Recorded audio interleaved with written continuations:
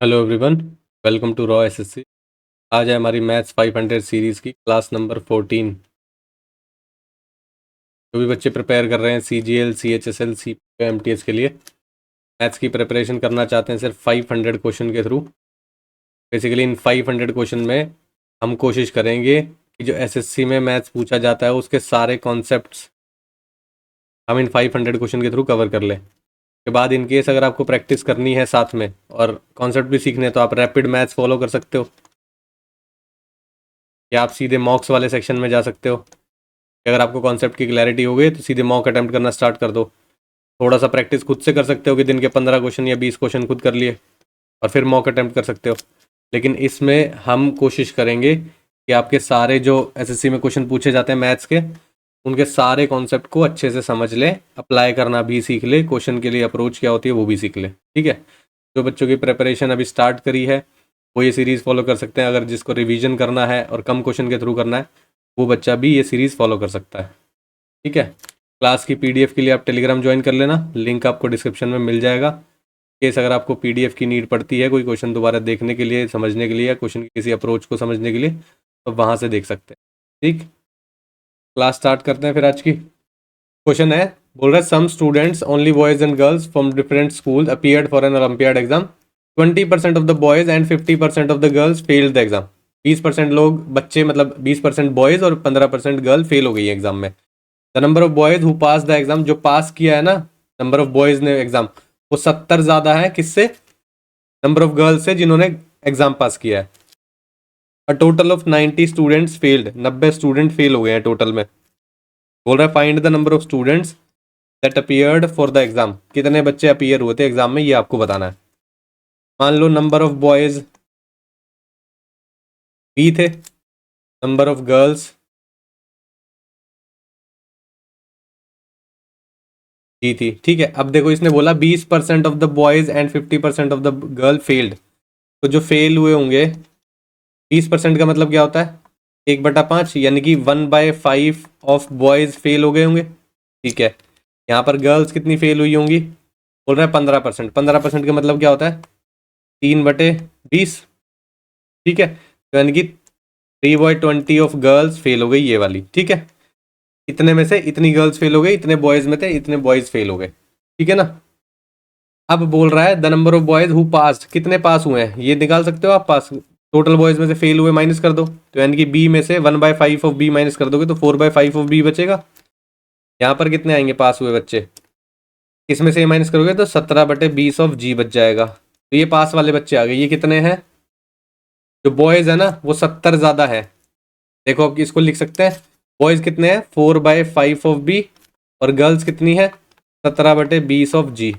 ये कितने ज़्यादा है? 70। तो अगर मैं इधर 70 ऐड कर दूंगा तो दोनों बराबर हो जाएंगे। ठीक है, अब आगे एक और चीज़ बोल रहा है, टोटल 90 स्टूडेंट्स फेल्ड, यानी कि ये और ये, इन दोनों का सम कितना है? 90। 1/5 ऑफ बी, यानी कि 1/5 ऑफ बी प्लस 3/20 ऑफ जी, इन दोनों का सम कितना है? 90। ये फेल वाले बच्चे हैं ना, तो ये एक इक्वेशन बन गई, ये एक इक्वेशन बन गई।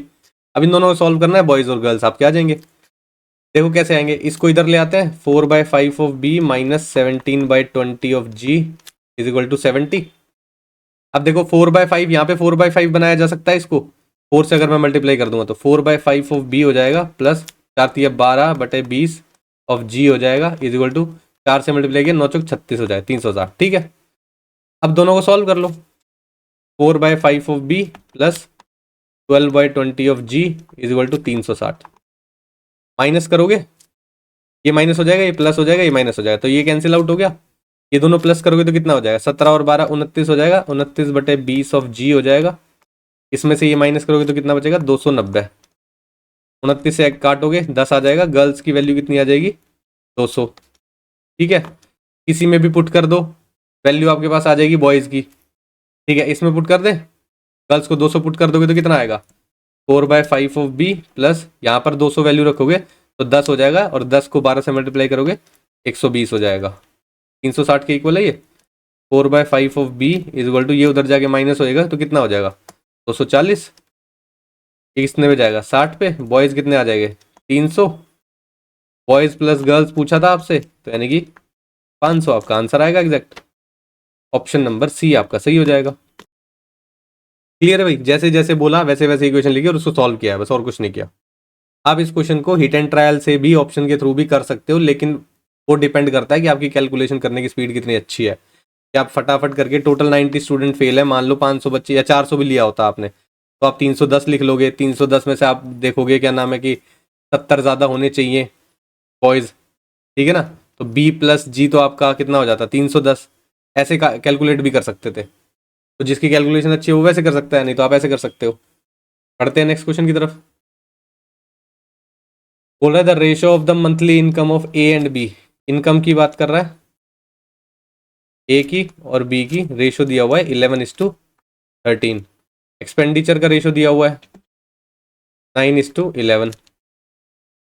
बोल रहा है सेविंग कितनी है दोनों की, 4,000 रुपये। अब इसके अकॉर्डिंग सेविंग कितनी बच रही है हमारे यहाँ पे, अगर सीधा सीधा भी माइनस कर दोगे तो सेविंग 2 आ रही है, दोनों की इक्वल बोल रहा है वो, कि दोनों 4,000 बचा पा रहे हैं, तो यानी कि 2 की वैल्यू आपके अकॉर्डिंग क्वेश्चन में 4,000 दी हुई है, एक की वैल्यू कितनी हो जाएगी, 2,000 हो जाएगी। डिफरेंस इन देयर इनकम पूछा है, इन दोनों में डिफरेंस कितना है, 2 का, तो यानी कि 2 यूनिट की वैल्यू कितनी हो जाएगी, 4,000 फिर से हो जाएगी, यानी कि उन दोनों की इनकम में डिफरेंस कितना है, 4,000 का। यही आपका आंसर है, ऑप्शन सी सही हो जाएगा। ठीक है, समझ आया? अब ये आप कहोगे कि रेशो में तो एग्जैक्टली माइनस कैसे कर दिया, देखो इक्वल आ रहा था इसलिए माइनस किया है, नहीं तो हम इसको इक्वल बनाते। क्लियर है ना? नेक्स्ट देखते हैं।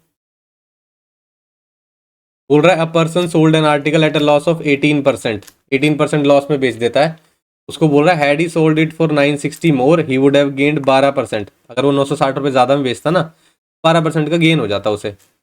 If the article is sold at इतना then how much is profit percentage. Profit percentage calculate करना अगर इतने पे बेचा जाता तो। अगर सपोज करो 100 रुपये का सीपी था उसका, उसने बोला 18% लॉस में बेच दिया, तो यानी कि वो कितने में बिक गया, 82 रुपीज़ में। अगर 960 ज़्यादा में बेचता तो उसको गेन हो जाता 12% का। 12% का गेन का मतलब 112 रुपये में बेचता। अब कितने फालतू में बेच रहे हैं यहाँ पे देखो, 18 यहाँ पे माइनस करा और 12 यहाँ पे, 18 और 12 कितना 30। 30 का गैप आपको क्वेश्चन में 960 दिया हुआ है, यानी कि एक यूनिट की वैल्यू कितनी हो जाएगी, 32। ठीक है, अब आपसे पूछा है एक यूनिट की वैल्यू 32 हो जाएगी, तो सीपी कितना आ जाएगा आपका 3200। ये आपका सीपी आ गया। 3840 में बेचेगा, अगर 3200 की चीज को 3840 में बेचेगा तो कितने का प्रॉफिट हो रहा है, 640 रुपए का। 640 का प्रॉफिट 3200 रुपए पे परसेंटेज निकालने के लिए इंटू 100, 20 से 20 कैंसिल हो, 32 दूनी 64, 20% उसको नेट प्रॉफिट होता, और वही आपका आंसर है, ऑप्शन नंबर सी आपका सही है। क्लियर? नेक्स्ट देखो, बोल रहा है a certain some is deposited for 4 years at the rate of 10% per annum on compound interest compounded annually. ठीक है, the difference between the interest at the end of 2 years and that at the end of 4 years इतना है। 2 साल के बाद का interest का difference और 4 साल के बाद का इंटरेस्ट का डिफरेंस इतना है। ठीक है, तो आपसे पूछ रहा है सम कितना था। अब 4 साल के लिए है, अगर सपोज करो हम 10,000 रुपये लेट कर लेते हैं, ये आपका प्रिंसिपल अमाउंट था।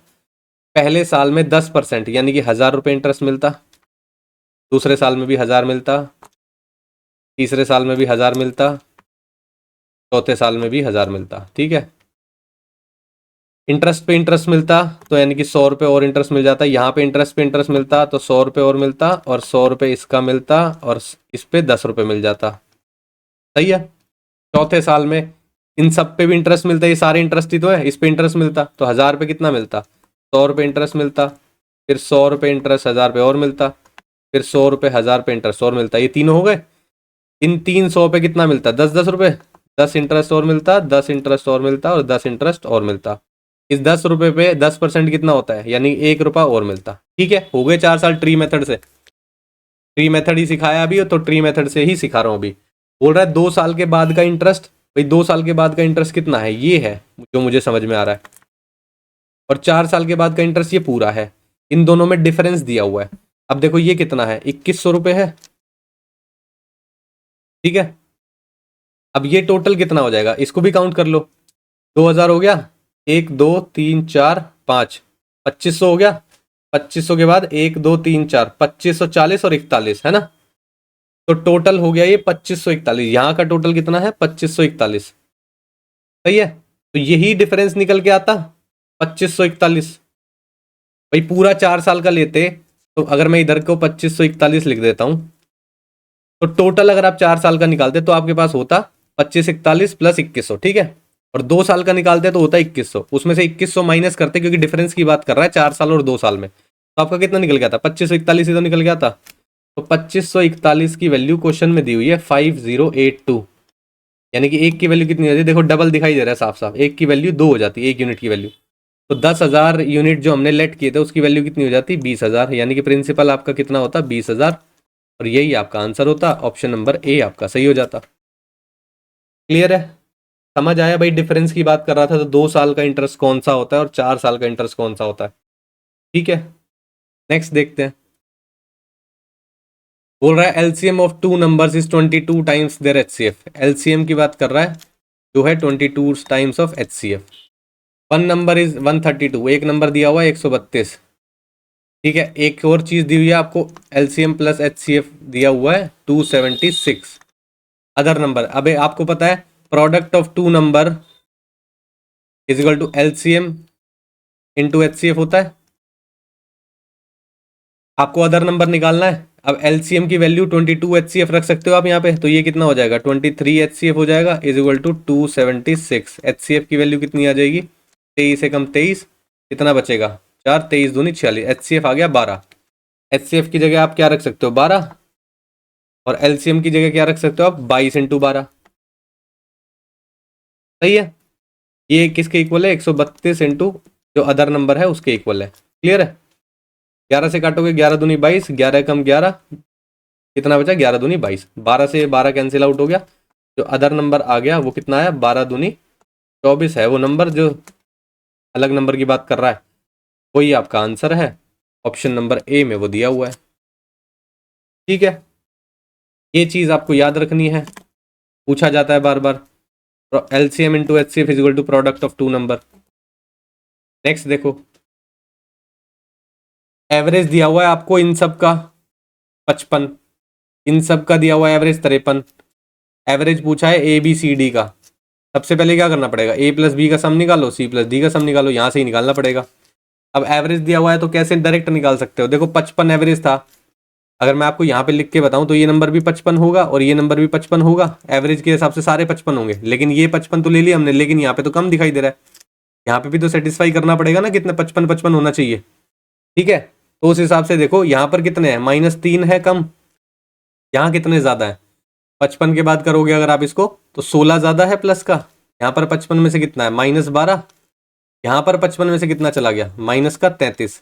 अब कितना कम या ज्यादा यहाँ से आप कैलकुलेट कर सकते हो, कितना है 33 10 43, 43 और 2 45, 45 और 3 48, 48 में से अगर आप 16 चले जाएंगे क्योंकि ये प्लस का है, कितना बचेगा आपके पास 48 में से 10 गया 38, 6 32 बचेगा, माइनस का 32, तो यानी कि यहाँ पे 32 कम है वैल्यू, तो यहाँ से ही आई होगी वो वैल्यू।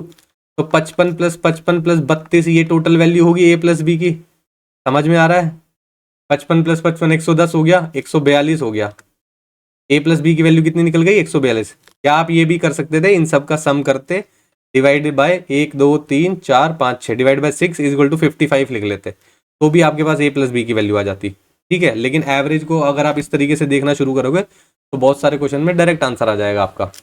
यहाँ पर बोल रहा है 53 है, तो ये भी 53 होना चाहिए था और ये भी 53, लेकिन सब 53 तो नहीं है, यहाँ पर कितने कम है, यहाँ पर है -12, यहाँ पर है कितना माइनस का 8, -12 है -11 है, -11 है ये। ठीक है, यहाँ है माइनस का 4, यहाँ पर माइनस का 2 और यहाँ पर माइनस का 11।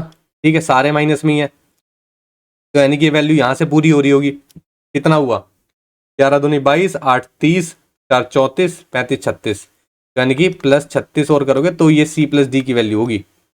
106 हो गया, 106 के बाद 6 112 हो गया, 112 में 30 ऐड करोगे तो 142 हो गया, इन दोनों का सम कितना निकल के आया 142।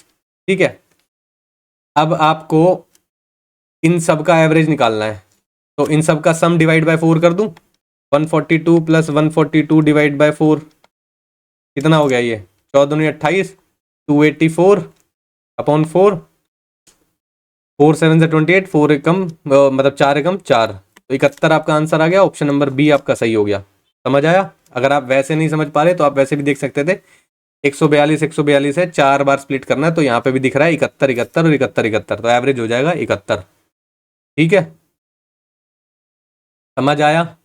नहीं समझ में आया किसी को तो आप इस वाले फॉर्मूले से भी कर सकते हो, average is equal to sum of all the numbers upon number of observation, यानी कि टोटल नंबर्स कितने हैं। ठीक है, ये लगाओगे तो ए प्लस बी की वैल्यू यहाँ से आ जाएगी, B plus C plus D की वैल्यू यहाँ से आ जाएगी, दोनों को ऐड कर लेना, डिवाइड बाय 4 कर देना, तो भी आपका आंसर आ जाएगा। नेक्स्ट देखिए, अब क्वेश्चन है, बोल रहा है A B and C started a business in a partnership. Initially A invested 29,000, B and C invested 25,000 रुपए। ठीक है, ए ने इन्वेस्ट किया है 29,000, बी ने इन्वेस्ट किया है 25,000 और सी ने इन्वेस्ट किया है 25,000। फिर बोल रहा है आफ्टर 4 मंथ्स ए ने विड्रॉ कर लिया 3,000 रुपये, यानी कि ये जो पैसा रहा होगा 4 महीने तक रहा होगा, उसके बाद 3,000 रुपये निकल गए तो 26,000 रुपये बचे। फिर बोल रहा है 2 महीने बाद उसके सी ने क्या किया, 12,000 इन्वेस्ट और कर दिए। तो 4 महीने तो पहले चले गए थे, 2 महीने और चले गए, तो यानी कि ये 6 महीने तक रुका होगा पैसा। उसके बाद 12,000 और ऐड करने के बाद ये कितने हो जाएंगे, 37,000 रुपये, तो यानी कि ये भी 6 महीने तक रहेगा, टोटल 1 साल हो गया। इसकी बात ही नहीं कर रहा है, तो पूरा 12 महीने तक पैसे रहे होंगे, 4 महीने या चलेंगे तो ये वाला पैसा 8 महीने तक रहा होगा। ठीक है ना? अब ये बन गया आपका रेशो। इस रेशो को सिंप्लीफाई करना है और फिर बोल रहा है कि जो आपको प्रॉफिट बताना है सी का, शेयर में से जो मिलेगा उसको। ठीक है, अब क्या कर सकते हो आप, 3 0 कॉमन लेके काट सकते हो। ठीक है, और क्या कट सकता है, फिर आप काट सकते हो, 2 काट दो, ये 2 पे चला जाएगा, ये 4 पे, यहाँ पर ये 6 आ जाएगा, ये आ जाएगा 3 और ये आ जाएगा 3। ठीक है, 29 दूनी कितना हो जाएगा, 58 प्लस 26 चौके कितना हो जाएगा, 6 चौक 24, 2 कह रही है, 4 दूनी 8, 8 और 2 10, 104 हो गया। ठीक है, 104 में इसको प्लस करें तो यानी कि 162 हो गया। 25 छिक्का 150 यहाँ हो गया, 25 तिया 75 ये हो गया, 30 तिया 90, 7 तिया 21, 90 और 21 111, ये कितना हो जाएगा 186। और सिंप्लीफाई हो सकता है, बिल्कुल हो सकता है, 2 से काट दोगे तो कितना आएगा, ये आपका, ये आएगा आपका एट लास्ट 81:75 इस टू कितना आएगा, ये अगर 2 से चला जाएगा तो ये आ जाएगा आपका 93। ठीक है, और कट सकता है क्या, 3 से काट लो, 27 तिया 81, 25 तिया 75, 3 तिया 9, 3 एकम 3। ठीक है, अब ये है टोटल प्रॉफिट जिस रेशो में डिवाइड होगा, कितना ये 30 20 50, 50 60 70, 77 78, 78 और 5 83, तो यानी कि 83 की वैल्यू आपको क्वेश्चन में दी हुई है 33200। एक की वैल्यू कितनी हो जाएगी, 33200 अपॉन 83। आपसे पूछा है सी का शेयर बता दो, सी का कितना है 31, तो यानी कि 31 से मल्टीप्लाई कर दोगे। 83 से ये जाता हुआ दिख रहा है 4 पे, तो यानी कि 400 आ जाएगा। ये कितना आएगा मल्टीप्लाई करोगे, 2 0 एज इट इज, 4 एकम 4, 4 तिया 12, 12 400 उसका शेयर आएगा। कहाँ पे दिया हुआ है, ऑप्शन नंबर डी में दिया हुआ है। क्लियर भाई, समझ आया? नेक्स्ट देखें, बोल रहा है A can finish a piece of work in 48 days. A की बात कर रहा है 48 डेज में कर देता है, बी की बात कर रहा है 60 डेज में, दोनों साथ में काम करते हैं 12 दिन के लिए। एलसीएम ले लो, कितना आएगा, 12 चौक 48, 12 पंजे 60, 5 चौक 20 और 12 से करोगे 240 आ जाएगा, 6 चौक 24, ये कितने पे आएगा, 5 पे आएगा। ठीक है, बोला 12 दिन साथ में काम किया, तो टोटल काम साथ में कर रहे हैं 9, 12 दिन तक काम करना है, 12 निम्मा 108 होता है, 108 काम तो कर लिए, बचे कितने, 100 काम चले जाएंगे तो 140, 132 काम बचेंगे। बोल रहा है बी फिनिश करेगा 25% ऑफ द रिमेनिंग वर्क कितने टाइम में। पहले तो बचा हुआ 132 हमें समझ में आ रहा है, इसका 25% निकालो, 25% का मतलब होता है 1/4। ये कितने दिन में खत्म करेगा, कौन, बी। बी की एफिशिएंसी कितनी है 4, तो डिवाइड करोगे 4 से। ठीक है, काट दो, 4 तिया 12 और कितना आ जाएगा ये, 4 तिया 12, 33/4 आ जाएगा, यानी कि 4 8 32, 8 तो दिन लग जाएंगे, उसके बाद 1/4 दिन और लग जाएगा, है ना। 1/4 दिन क्या होता है, टोटल 24 घंटे होते हैं, उसका 1/4 निकालोगे यानी कि 6 आवर्स। ठीक है, 8 डेज और 6 आवर्स लगेंगे उसको, यानी कि ऑप्शन नंबर डी आपका सही होगा। ठीक है भाई, आगे बढ़े। बोल रहा था angle of elevation of the top of an unfinished tower at a point distance 78 metre from its base is 30 degree.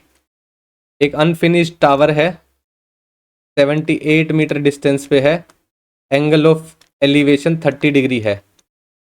बोल रहा कितना हायर उसको रेज करना चाहिए टावर को कि एंगल ऑफ एलिवेशन कितना हो जाए, 60 डिग्री का हो जाए। अब ये वाला एंगल कितना बोल रहा है, 60 डिग्री हो जाना चाहिए। ठीक है, समझ में आया। अब आपको बोल रहा है ये वाली लेंथ निकालने को कितना हाइट और बढ़ जानी चाहिए उसकी। ठीक है, अगर ये हमने x मान लिया तो इसको y मान लेते हैं। ठीक है, अब इस छोटे वाले ट्रायंगल में देखो, tan थीटा लगाओगे, tan 30 कितना होता है, 1/√3 की वैल्यू कितना आ जाएगी, y/78। ठीक है, तो y की वैल्यू कितनी आ गई, 78/√3। अब देखो इस पूरे की वैल्यू tan 60 लगाओगे, tan 60 होता है √3, x प्लस y/78 होगा, 78√3 हो गया, is equal to x plus Y.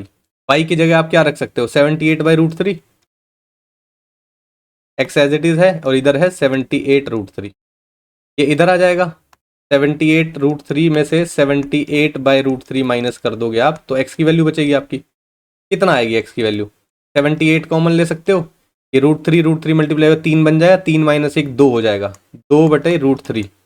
ठीक है, नीचे √3 नहीं छोड़ सकते तो √3 से ऊपर नीचे मल्टीप्लाई कर देंगे, ये 3 बन जाएगा, 3 दूनी 6, 3 6 18, 26 दूनी कितना होता है 52√3 आपका आंसर आना चाहिए, जो कि ऑप्शन नंबर सी में दिया हुआ है। यानी कि जो हाइट उसकी बढ़ानी पड़ेगी ना, यानी कि एक्स जो हमने माना था वो होगी एक्चुअल में 52√3। ठीक है, समझ आया, आगे बढ़े।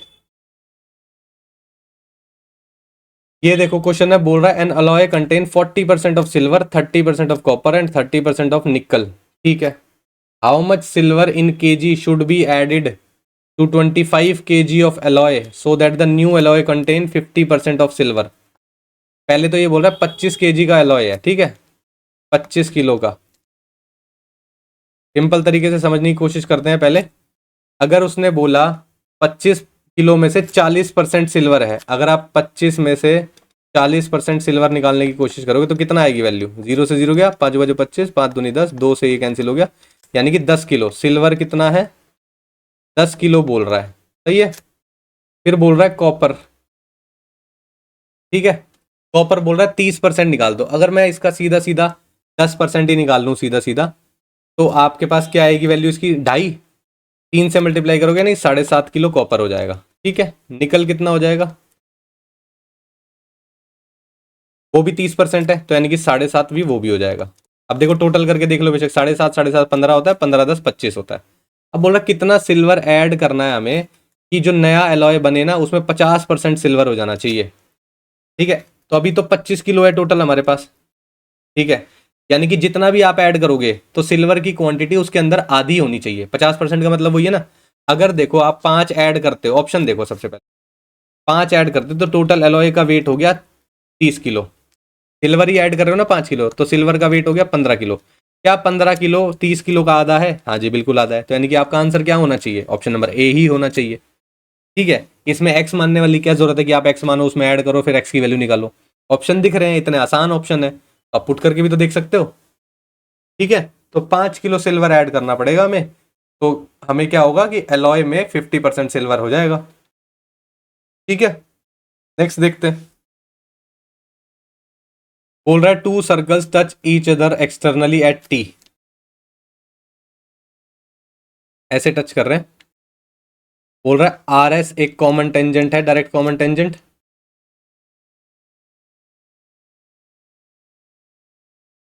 टच कर रही है पी पे और क्यू पॉइंट पे। ठीक है, टी पी क्यू, टी एक पॉइंट है ना जहां पे टच हो रहे हैं, टी पी की क्यू वैल्यू दी हुई है, इस वैल्यू की बात कर रहा है। ठीक है, 42 डिग्री। उसके बाद बोल रहा है ये पी क्यू टी निकाल दो, इसकी वैल्यू निकाल दो, इसकी तो पता लगानी पड़ेगी हमें कितनी है भाई, पता लगाना पड़ेगा या नहीं लगाना पड़ेगा? बिल्कुल पता लगाना पड़ेगा। अब ध्यान से देखना कि क्या ये वाला एंगल 90 डिग्री निकल के आता है। क्या आपको ये बात पता है कि ये वाला जो एंगल दिया हुआ है इसकी वैल्यू 90 डिग्री निकल के आती है? क्या डायरेक्ट आपको याद है ये चीज़? सॉल्व करके भी हो जाएगी, कोई बड़ी बात नहीं है, ठीक है ना। पर क्या आपको ये पता है डायरेक्टली कि जब एक्सटर्नली टच करते हैं तो ये जो बीच वाला एंगल है टी पॉइंट पे जहाँ पे एक्सटर्नली टच कर रहे हैं वो एंगल 90 डिग्री का बनता है? वो पता होना चाहिए, अगर नहीं पता तो पता होना चाहिए। डायरेक्टली याद रखना है इसको कि ये जो एंगल टी होगा ये 90 डिग्री निकल के आएगा। अब इस पूरे ट्रायंगल में देख लो पी टी क्यू में 90 डिग्री तो इधर हो गया, 42 डिग्री इधर हो गया, तो ये जो वाला बचा है टोटल सम 180 डिग्री होता है, उसके अकॉर्डिंग इसकी वैल्यू कितनी निकल के आ जाएगी? 48 डिग्री। यानी कि एंगल पी क्यू टी आपका 48 डिग्री हो जाएगा। सही है, ऑप्शन नंबर ए आपका सही हो जाएगा। अगर आपको ये है कि ये 90 डिग्री कैसे आया तो आपके लिए होमवर्क है, इतना आसान तो पता होना चाहिए कि ये 90 डिग्री कैसे आया। ठीक है, क्योंकि पेपर में इस तरह के क्वेश्चन बार बार करते हुए आप वहाँ पे बैठ के ये नहीं निकालोगे कि 90 डिग्री निकालना है पहले ये। ठीक है, समझ आया भाई? अभी आगे बढ़े। ये देखो दिया हुआ है A square plus B square plus C square की वैल्यू 6.25, इसकी दी हुई है वैल्यू। आपसे पूछा है A plus B plus C निकाल दो, और कंडीशन दी हुई है A plus B plus C less than 0 दिया हुआ है। आपको पता है A plus B plus C का होल स्क्वायर क्या होता है? ये होता है A square plus B square plus C square plus twice of A B plus B C plus C A. ठीक है, अब आपको इसकी वैल्यू तो निकालनी थी, इसकी वैल्यू आपके पास 6.25 दी हुई है प्लस ट्वाइस ऑफ इसकी वैल्यू 0.52 दी हुई है। ठीक है, 6.25 में इसका ट्वाइस करोगे तो कितना हो जाएगा? 2 दूनी 4, 5 दूनी 10, 1.04 हो जाएगा। इसमें प्लस करोगे तो ये 7.29 हो जाएगा। ए प्लस बी प्लस सी की वैल्यू अगर आप निकालने लगे अंडर रूट करना पड़ेगा इसका, तो 729 का अंडर रूट क्या होता है? 2.7। ठीक है, अब ये देखना है आपको ये वैल्यू पॉजिटिव आएगी या नेगेटिव आएगी। देखो ए प्लस बी प्लस सी जब 0 से छोटा है तो यानी कि इसकी वैल्यू आप नेगेटिव लोगे, यानी कि माइनस का 2.7 आपका आंसर होगा। ऑप्शन नंबर बी आपका सही हो जाएगा। ठीक है, बहुत सारे बच्चे इसको लगा देंगे क्योंकि अंडर रूट में से प्लस माइनस बाहर लिखते हैं लोग, लेकिन ये कंडीशन देखना भूल जाएंगे आप, ये कंडीशन पे ध्यान रखना है। ठीक है, नेक्स्ट देखो, बोल रहा है ट्रायंगल ए सी डी, एक ट्रायंगल है A C D, P and E are A C पे है एक पॉइंट बी और ई है ए डी पे। पी पैरेलल सी डी बोल रहा है, सी डी की वैल्यू 9 दी हुई है, बी की वैल्यू 6 दी हुई है, ए बी की वैल्यू 5 दी हुई है, ई डी की वैल्यू आपको 2 दी हुई है।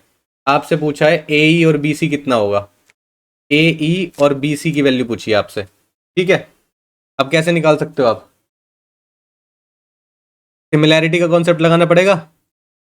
ये वाली साइड इसके पैरेलल है तो ये छोटे वाला ट्रायंगल इस बड़े वाले ट्रायंगल के पैरेलल हो जाएगा, पैरेलल हो जाए, सॉरी पैरेलल कह रहा हूँ, सिमिलर हो जाएगा क्योंकि बी पैरेलल सी डी दिया हुआ है। तो अब क्या लिख सकते हो, इसको एक्स मान लो और इसको वाई मान लो। 5/x किसके इक्वल होगा? y/2 के। लेकिन अब आपको ध्यान रखना है हम एक बार छोटे वाला ट्रायंगल ले रहे हैं और एक बार बड़े वाला ट्रायंगल ले रहे हैं, तो हम 6 और 9 का यूज करेंगे। ठीक है, छोटे वाले ट्रायंगल में साइड ली 5, ठीक है, और बड़े वाले ट्रायंगल में लिया 5 + x, ये बड़ी वाली साइड, ये किसके इक्वल होगी? छोटे वाले ट्रायंगल में ली साइड 6, बड़े वाले ट्रायंगल की साइड 9 के इक्वल होगी। ठीक है ना, तो यहाँ से आपकी x की वैल्यू आ जाएगी, कितना आएगी? 9 पंजे 45, 6 पंजे 30 प्लस 6x, ये उधर जाएगा तो 15 बचेगा, 6x 15/6 वैल्यू आएगी, 6 दूनी 12, 6 पंजे 30, यानी कि x की वैल्यू आएगी 2.5, x यानी कि BC की वैल्यू। ठीक है ना, BC की वैल्यू कितनी आई है? 2.5, तो यानी कि जो बाद वाला है ये दिया हुआ है। अब यहाँ पे कंफ्यूजन में ये भी लगा सकते हो आप 2.5 क्यों क्या है, लेकिन आपको देखना है कौन सी वैल्यू पूछी है, हमने कौन सी निकाली है? BC निकाली है हमने पहले, तो BC क्या है? बाद में दी हुई है। ठीक है, तो यानी कि ऑप्शन नंबर ए आपका सही होएगा। आपको अगर ए ही निकालना है तो वो भी निकाल सकते हो, y/y+2 की वैल्यू किसके इक्वल होगी? 6/9 के। 9y = 6y + 12, 3y की वैल्यू कितनी होगी? 12, y की वैल्यू 4 आ गया 4। ठीक है, आगे बढ़ते हैं। ये देखो tan square a plus 2 tan a minus 63 की वैल्यू दी हुई है आपको 0। आपको इसकी वैल्यू फाइंड आउट करनी है। अब यहाँ से आपको a की वैल्यू तो निकालनी पड़ेगी। ठीक है, कैसे निकालोगे? अगर सपोज करो इसको आप x मान लेते हो, tan थीटा को x square plus 2x minus 63 equal to 0 दिया हुआ है आपको। क्वाड्रेटिक इक्वेशन है, स्प्लिटिंग मिडल टर्म यूज करेंगे। X square plus 9x minus 7x minus 63। ठीक है, इस साइन से पता चलता है कि माइनस करके 2 लाना था, और 2 से पता चलता है, सॉरी 63 से पता चलता है इन दोनों का प्रोडक्ट 63 आना चाहिए। अब बेसिकली 63 और इसके कोफिशिएंट का मल्टीपल होता है। यहाँ पे 1 है तो इसलिए 63 ही है। तो 9 सत्ते 63 होता है, वो भी सेटिस्फाई कर रहा है। माइनस करके 2 आना चाहिए, तो 9 में से 7 चला जाएगा, वो 2 आ रहा है। ठीक है, एक्स कॉमन ले लेंगे, एक्स प्लस 9 बचेगा। माइनस 7 कॉमन ले लेंगे, एक्स प्लस 9 बचेगा। एक्स की वैल्यू 7 आएगी। ठीक है, एक्स की वैल्यू 7 आएगी और एक्स की वैल्यू एक बार आएगी माइनस की 9। माइनस 9 नहीं ले सकते, पॉजिटिव वैल्यू लेनी है, क्योंकि ये देखो। ठीक है, अब एक्स की वैल्यू 7 आ रही है, तो आप इससे क्या बना सकते हो? ट्रायंगल बना लो। एक्स यानी कि tan थीटा, tan a लिया था हमने, तो tan a की वैल्यू आपके पास 7 आ गई। 7/1 यानी कि परपेंडिकुलर अपन बेस है, ये परपेंडिकुलर ये रहा, बेस ये रहा। ये कितना आएगा? इसका स्क्वायर प्लस इसका स्क्वायर अंडर द रूट, यानी कि अंडर रूट 50 आ जाएगा ये। ठीक है, आपसे ट्वाइस ऑफ साइन ए पूछा है। साइन ए कितना होगा? 7/√50 plus 5 times of cos A पूछा है, 1/√50। 7 दूनी 14, 14/√50, √50 एलसीएम आ जाएगा। ये 14 हो गया ऊपर, ये 5 हो गया, यानी कि 19/√50 आपका आंसर आना चाहिए, जो कि ऑप्शन नंबर सी में दिया हुआ है। ठीक है भाई, समझ आया? नेक्स्ट देखते हैं। बोल रहा है let x centimetre be the surface area and y centimetre cube the volume of sphere such that y is equal to 14x। y is equal to 14x दिया हुआ है। ठीक है, एक कंडीशन दी है, आपसे पूछा what is the radius of the sphere. Surface area की बात कर रहा है, पहले स्फेयर की सरफेस एरिया होता है 4πr² की वैल्यू आपको दी हुई है x। दूसरा वॉल्यूम की बात कर रहा है, 4/3πr³ की वैल्यू दी हुई है आपको, कितनी? y। आपसे एक कंडीशन और दी है, y की वैल्यू है 14x के इक्वल। तो अब यहाँ पे 14x रख सकते हो, 4/3πr³ is equal to 14x। अब इस x की जगह आप ये वैल्यू रख सकते हो पूरी, 4/3πr³ is equal to 14 into 4πr²। इस r² से ये पूरे 2 टर्म कट जाएंगी, 4π से 4π कट जाएगा। r की वैल्यू कितनी आएगी? 14, 14 तिया 42। रेडियस कितना आ गया? 42, जो कि ऑप्शन नंबर बी में दिया हुआ है। सिर्फ सिंप्लीफिकेशन का क्वेश्चन था ये, और फॉर्मूला आपको पता होना चाहिए। 2 चीज़ें करनी थी इसमें। ठीक है, अब ये अगर आप इसकी वैल्यू इधर उठा के पुट नहीं कर पा रहे हो, ये सोच नहीं पा रहे हो कि y की जगह मैं x रख सकता हूँ और फिर मेरे को रेडियस निकालना है, तो सारी टर्म्स रेडियस में बचनी चाहिए, तो कन्फ्यूजन हो सकता है आपको इस क्वेश्चन में। ठीक है, उसके अलावा इस क्वेश्चन में कुछ नहीं है, और आज का लास्ट क्वेश्चन था ये। ठीक है, इन केस अगर आपको किसी क्वेश्चन में डाउट लगता है तो टेलीग्राम पे पूछ सकते हो, कमेंट सेक्शन में पूछ सकते हो। और कोई प्रॉब्लम चल रही है तो आप बता सकते हो, मैथ से रिलेटेड और रीजनिंग से रिलेटेड। नोटिफिकेशन आएगा तो मैं आपको एक चीज़ ज़रूर बता दूं अभी, कि हम बेसिकली मैथ्स का एक एनालिसिस मैं उसी दिन कराऊंगा। बेसिकली ये किसी मॉक का एनालिसिस नहीं है, ये बेसिकली आप पेपर को प्रेडिक्ट समझ लो, या पेपर के पैटर्न को समझ पाओगे कि क्वेश्चन कैसे आ रहा है, कहाँ से उठाया जाता है, किस तरीके का क्वेश्चन उठाया जाता है। ठीक है, और जो आप सोच रहे हो ना कि पैटर्न बदलने वाला है, मुश्किल पैटर्न आने वाला है, पैटर्न अगर बदला भी तो 5%, 10% या हद मार के 15% बदल जाएगा। 50% नहीं बदलने वाला, कि क्वेश्चन के टाइप ही बदल दिए, बिल्कुल ही नए लेवल के क्वेश्चन ही पूछने लग गए, ऐसा कुछ नहीं होने वाला है। अगर ऐसा होगा ना तो कट ऑफ फिर कहाँ जाएगी आप खुद ही सोच लो। ठीक है, और 5-10% का 15% का फर्क का मतलब क्या है? अगर 25 क्वेश्चन भी है, इसका 10% भी मान ले तो 2.5 से 3 क्वेश्चन। इस क्वेश्चन में इतना डरने वाली क्या बात है? 22 क्वेश्चन तो वही आएंगे जो पुराने वाले आएंगे, है ना। तो 22 क्वेश्चन पे तो कैसी कमांड होनी चाहिए? अच्छी वाली कमांड होनी चाहिए।